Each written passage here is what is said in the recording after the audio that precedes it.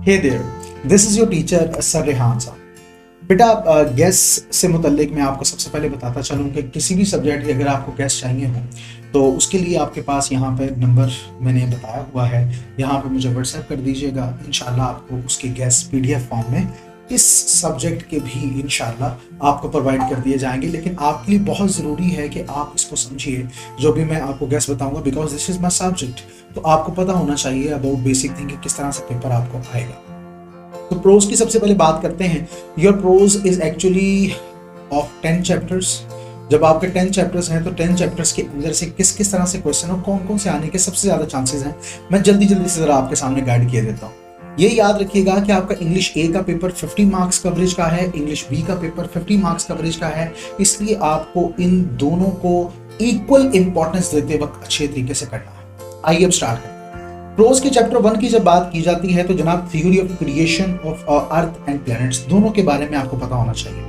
इससे मुतालिक बहुत से क्वेश्चंस बनते हैं जो कि मैंने अपने नोट्स के अंदर बनाए हैं, यानी एक क्वेश्चन नहीं बनता, तकरीबन 7-8 क्वेश्चंस हैं जो बनाए गए और उनका एक ही आंसर बनाया। कुछ इसी तरह से जो है वो कवर किया जाता है और यही एक बड़ा अच्छा तरीका होता है कि जिससे आप काम कर सकते हैं। तो आपको पता होना चाहिए theory of creation of earth and planets के बारे में, क्या रिक्वायरमेंट है लाइफ की एग्जिस्टेंस अदर देन अर्थ, जमीन के अलावा कहीं और एग्जिस्टेंस। तो इससे मुतालिक आपको क्वेश्चन आ सकता है, ऐसा ही होगा लेकिन चेंज कर दिया जाएगा क्वेश्चन की स्टेटमेंट को।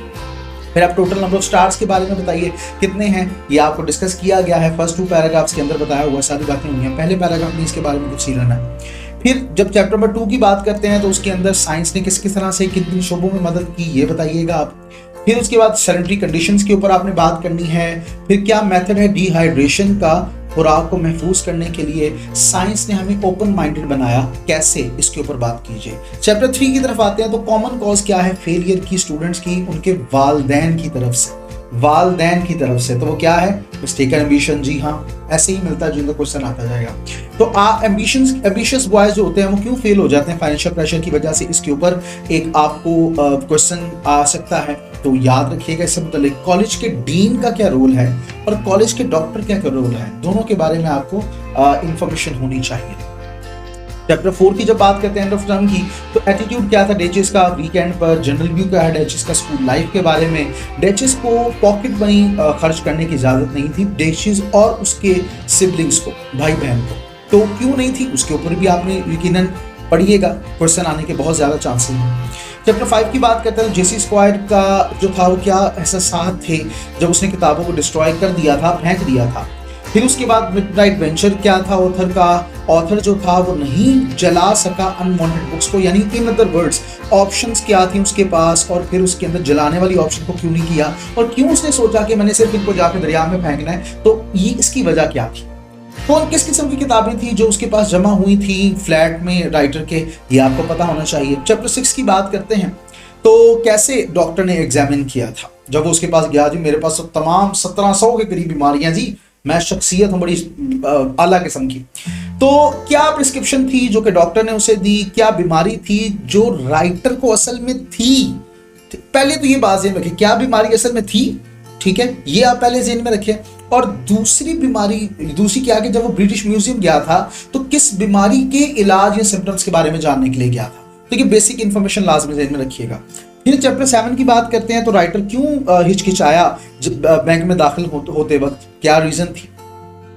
और फिर उसके बाद आपने ब्रीफली डिस्क्राइब करना है बैंक ऑफिशियल्स का रवैया, रिएक्शन इसके साथ स्टीफन लीकक के साथ, तो ये जरूरी है आपके लिए करना। चैप्टर 8 की बात करते हैं तो कम्युनिटीज क्या होती हैं आपको पता होना चाहिए, खास तौर पे आपको एग्रीकल्चरल एरियाज, यहाँ पे चूंकि ये बहुत ज्यादा इंपॉर्टेंट बात है तो एग्रीकल्चरल एरियाज के बारे में इंफॉर्मेशन होनी चाहिए। चाइना जो है वो अपने ही रिसोर्सेज पर कैसे रिलाई करता है, जरा ये बताइए। डिस्क्राइब कीजिए चाइनीज स्टूडेंट की जिंदगी में एक जो दिन है उसके बारे में बात कीजिए। पॉपुलेशन जो है वो सिटीज की उनको कंट्रोल किया गया चाइना में कैसे, इसके ऊपर बात कीजिए, ये जरूरी है आपके लिए जानना। तो कैसे राइटर जो है वो एक्सप्लेन करता है हंगर को, ये बताइए। कैसे पॉपुलेशन एक्सप्लोजन के मसले को सॉल्व किया जा सकता है, मेन रीजन क्या है पॉपुलेशन इंक्रीज की, एक्सप्लोजन की आज, और उसके माजी में जो इतनी ज़्यादा नहीं थी उसकी क्या वजह थी, ये आप बताइए, तो ज़रूरी है आपके लिए बताना, और बड़ी ही तफसील से वहाँ पे डिस्कस किया गया है। क्वेश्चन आंसर तो यकीनन आपके पास भी जो नोट्स होंगे उसके अंदर बताए गए होंगे।